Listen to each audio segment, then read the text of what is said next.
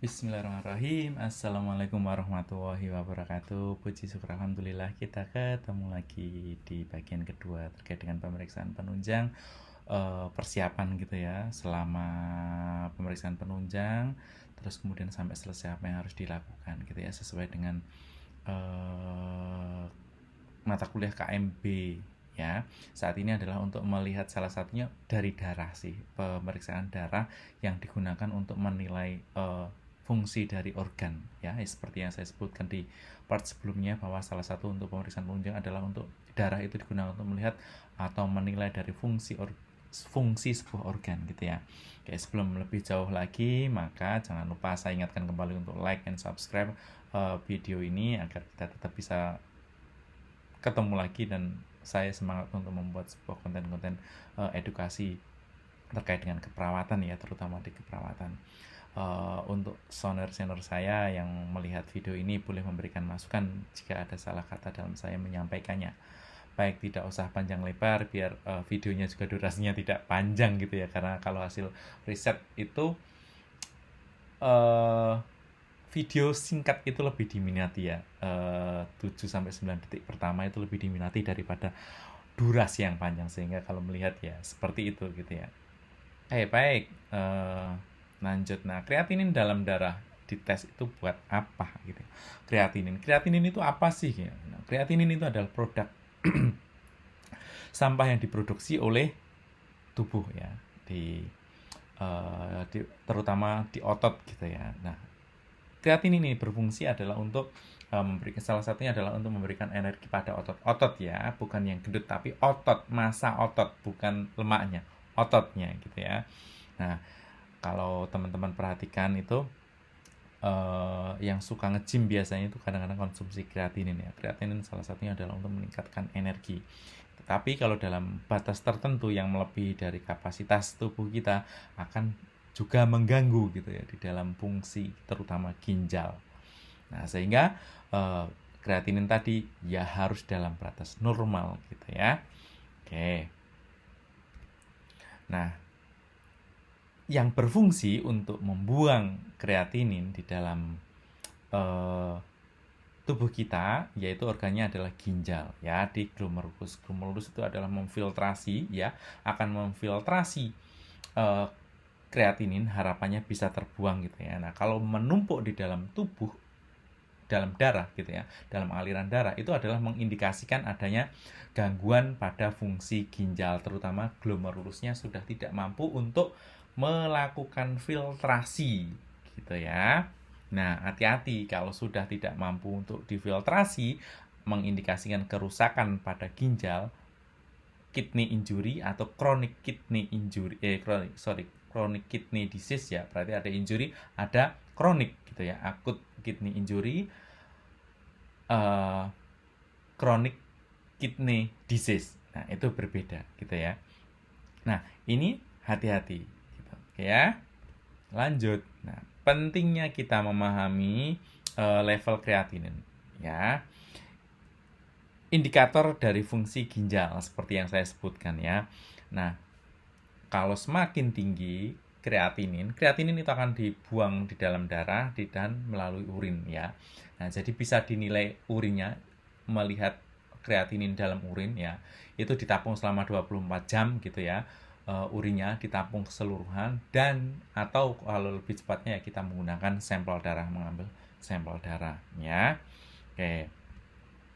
Nah, semakin banyak kadar kreatinin, maka fungsi dari glomerulus, kemampuan memfiltrasi glomerulus ya yang ada di ginjal itu semakin menurun. Jadi seperti itu. Kalau semakin bagus filtratnya dari sebuah glomerulus, maka urinnya akan banyak. Itu salah satu indikatornya. Ya. Terus kemudian early detection sebuah penyakit ya. Kita ya tadi itu menjadinya AKI, kita akan tahu bahwa pasien ini atau orang ini yang dilakukan pemeriksaan kreatinin darahnya itu ternyata dia tinggi. Usianya segini, maka kita akan lebih tahu awal penata laksanaannya, dan harapannya adalah keberhasilannya bagus gitu ya. Terus medication mentoring. Jadi kita memonitor apakah fungsinya itu fungsi ganjalnya tadi baik atau tidak setelah dilakukan tindakan. Seperti pada tindakan MSCT dengan kontras itu salah satunya adalah melihat fungsi dari kreatinin. Kalau kreatininnya terlalu tinggi, biasanya kita ragu untuk takut gitu ya, untuk melakukan tindakan MSCT dengan kontras. Kenapa? Kalau semakin tinggi kontras yang masuk, maka akan semakin memperberat kerusakan pada ginjal, sehingga hal-hal semacam itu biasanya dikurangi. Kadang biasanya diganti dengan MSCT polos gitu ya, untuk mengantisipasi. Tapi ya antara kontras dengan polos atau tanpa kontras itu hasilnya akan berbeda. Lebih kelihatan jika kontras itu kan melalui pembuluh darah, sehingga akan kebaca gitu ya. Nah, terus kemudian intervensi perkutan atau diagnostik perkutan jantung itu juga menggunakan kontras ya. Mau nggak mau menggunakan kontras. Jika tidak menggunakan kontras, tidak akan kelihatan ya. Angiografi maksud saya itu tidak akan kelihatan gitu ya, sehingga dibutuhkan sebuah kontras. Nah, kontras salah satunya adalah semakin tinggi lama gitu tindakannya, biasanya kontrasnya akan semakin panjang. Nah, itu resiko untuk terjadi kerusakan pada ginjal. Dinilainya adalah dari serum kreatinin ya seperti itu. Oke.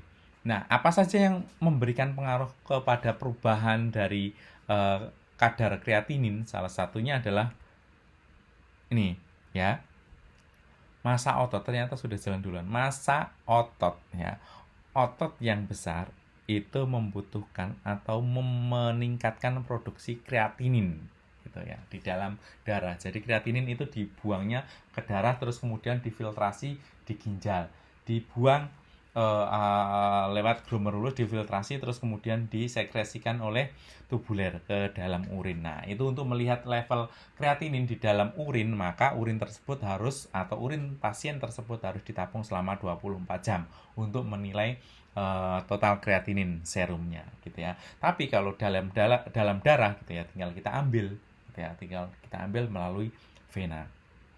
Oke. Berikutnya adalah dietnya. Nah, sekarang kan sejak booming Korea itu kan hobinya makan daging merah. Itu selain tinggi kolesterol ya, itu kan otot yang merah-merah, maka akan meningkatkan beresiko untuk meningkatkan serum kreatinin gitu ya. Jadi hati-hati. Tapi kalau sebaliknya yang hobinya makan vegetarian ya, mau nggak mau level kreatinnya biasanya akan rendah gitu ya. Terus kemudian medication ya. Nah, obat-obatan yang seperti antibiotik seperti itu biasanya akan berakibat pada fungsi ginjal ya. Fungsi ginjal dalam jangka panjang akan mengakibatkan gangguan pada ginjal, sehingga kreatinin tadi tidak bisa difiltrasi oleh glomerulus gitu ya. Selain kondisi tersebut, itu adalah status hidrasi. Jadi kalau misalnya pasiennya itu dehidrasi pas saat kita mengambil darahnya, pas kondisi pasien dehidrasi, itu salah satunya juga akan akan menunjukkan kreatinin serumnya juga tinggi gitu ya. Nah, tetapi hasil penelitian ya terkait dengan diet tadi ya, diet tinggi protein gitu ya, diet tinggi protein. Nah, diet tinggi protein itu apa ya? Seperti daging ataupun yang konsumsi kreatinin ya, kreatin yang dalam bentuk produk secara langsung itu tidak signifikan mengakibatkan perubahan peningkatan serum kreatinin. Itu hasil penelitian ya, itu bisa dicek, monggo ya. Kalau teman-teman penasaran boleh dicek, ataupun kalau mau bertanya di kolom komentar boleh, nanti saya jawab dari sana gitu. Oke. Nah, ini ya preparing for the creatinine blood pressure. Jadi persiapannya apa? Biasanya kita ngambil kreatinin itu barengan dengan keseluruhan, kayak misalnya gula darah gitu ya, glukosa darah, penilaian glukosa darah, terus kemudian hemoglobin atau hematologi gitu ya, biasanya barengan. Jadi biasanya kita ngambilnya pagi sehingga pasiennya barengan dengan puasa gitu ya. Jadi pasiennya dipuasakan 10-12 jam, boleh juga 8 jam, jadi tergantung dari DPJP atau dari dokter pemintanya. mau dipuasakan dulu atau tidak ya. Yang bagus kalau dari referensi itu adalah dipuasakan 8 sampai 12 jam, biasanya 8 jam gitu ya. Nah, tetapi sama ya seperti dengan yang pemeriksaan sebelumnya, gula darah, yaitu boleh minum air putih ya, pasiennya boleh minum air putih ya. Terus kemudian selanjutnya adalah, nah ini, jangan makan tetapi boleh minum ya. Minum air putih ya, jangan yang bergula-gula atau yang berasa. Terus kemudian atau misalnya penggunaan obat-obat tertentu sesuai dengan DPJP gitu ya, dokter pemintanya masih boleh lanjut atau tidak. Terus kemudian jangan berlebihan untuk aktivitas fisik, misalnya di rumah sakit itu ya minimal sih sebenarnya ya, tapi dari prosedurnya seperti itu ya. Terus kemudian, nah ini adalah salah satu contoh dari pasien saya, ini berusia 83 tahun, laki-laki berusia 83 tahun. Dia ini mantan tentara gitu ya, mantan tentara. Nah ini pada 8 April 2024 ya, ini kreatininya adalah 7,8 dengan normal kreatininya adalah 0,6 sampai 1,3. Ada yang 1, sampai 1,2 gitu ya. Tergantung dari institusi masing-masing. Kalau di tempat saya itu menggunakan yang seperti ini 0,6 sampai 1,3 gitu, itu masih dianggap normal. Nah, kalau tinggi gitu ya, itu kan hasilnya tinggi, 7,8 itu kan tinggi sekali, berapa kali lipat itu, 6 sampai 7 kali lipat dari nilai normal. Maka pasien tersebut diusahakan untuk